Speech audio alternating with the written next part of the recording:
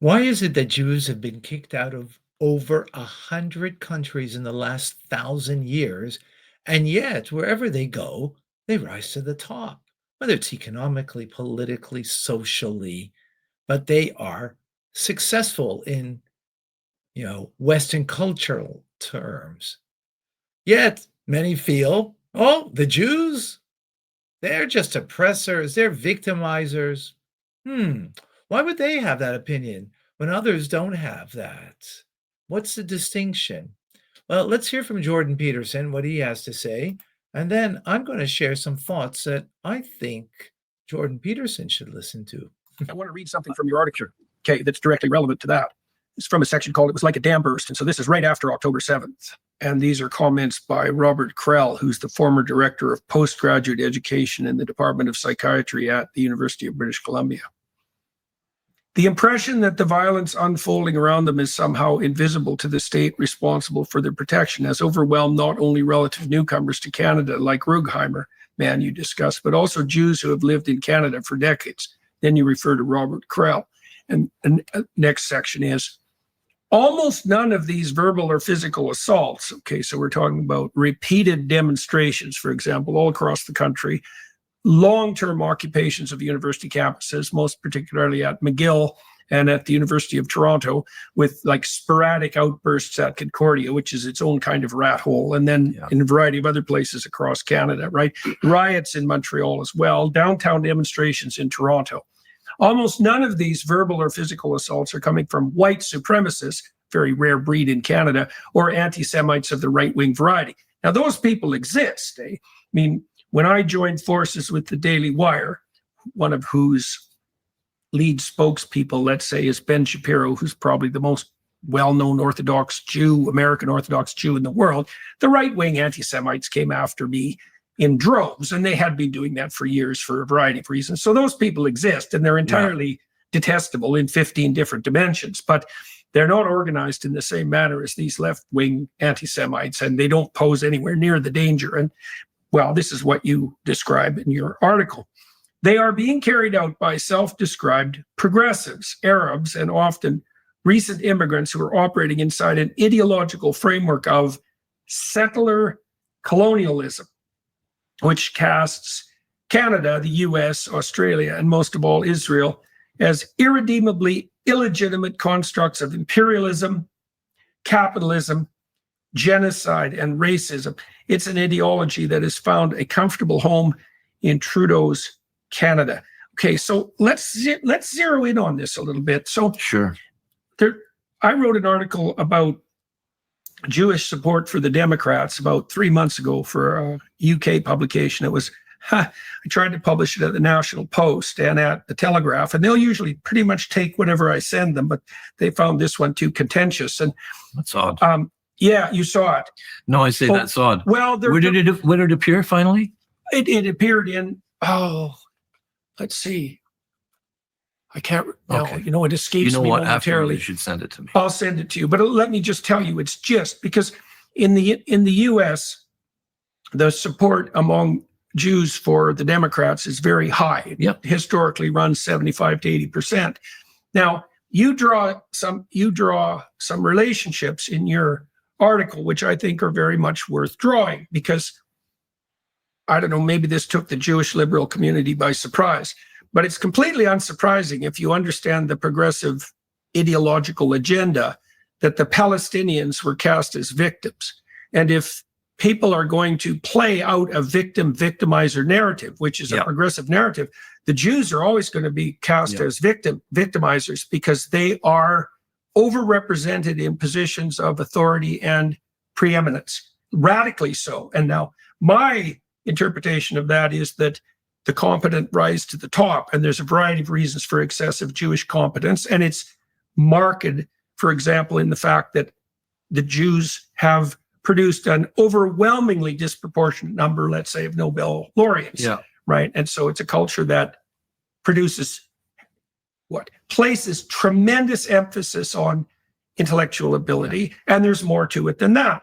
But the alternative hypothesis is that it's a cabal, and it's a cabal that dominates, and it's a worldwide cabal, and if you buy the victimizer victim narrative, which is key to the progressive agenda, then the Jews are going to be at the top of the list. Now, The whole diversity, equity, and inclusion phenomenon, there's absolutely no room for the Jews there. It's impossible to well, place if the rule is, if your ethnic group is overrepresented statistically, you're a oppressor, then that puts the Jews at the top of the oppressor hierarchy.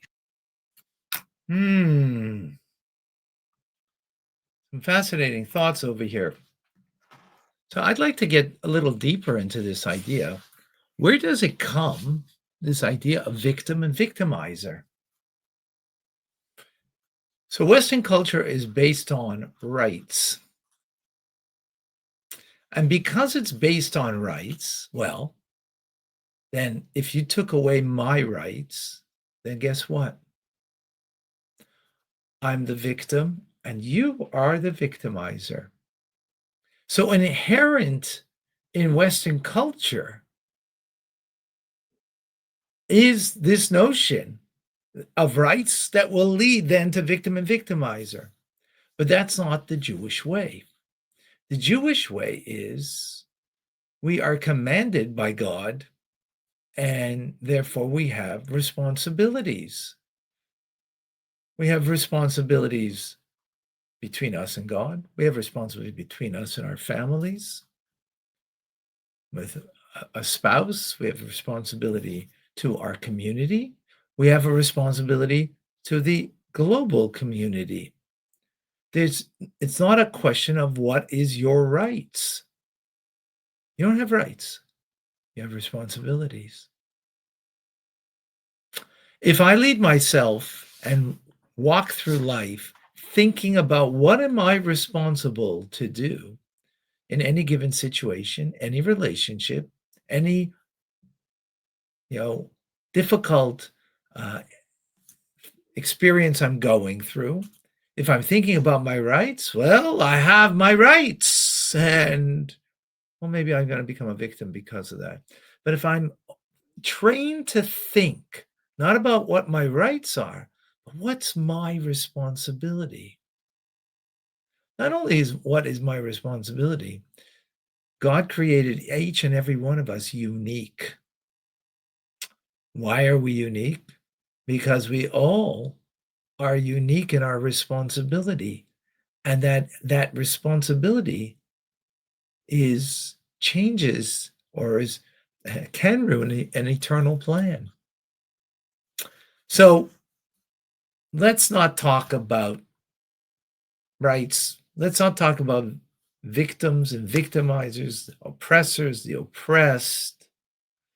That's just not the language that we will move forward, because they'll always be pointing a finger. And you know what happens when I point a finger at you and I'm looking at you, that you're the problem? As you know, the old saying, there's 3 fingers pointing back at me. Look inside. Look inside to me. Where is my responsibility in any given situation, how to lead myself? I just take from some of the hostages that were for over a year in the most despicable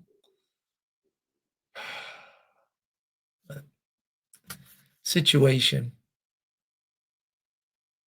Did they think about being victimized? Maybe, sometimes. But there were those who just felt, what's my responsibility now? Now, some people didn't have an opportunity to think that way necessarily. But there was one young lady who was with a young girl, and she felt it's my responsibility to protect her and to take care of her. I'm God's angel that is here for a purpose. Could you imagine being yourself a hostage and you're not feeling your victimhood? This was Sapir Cohen. She felt only the duty that was upon her, that she had a younger girl, a young girl that was with her, and she just felt not victimized. Was she victimized? Absolutely she was. But that's not what she felt. She felt what her duty is, what's her responsibility. She's got this young girl, I've got to take care of her and be there for her, be her angel.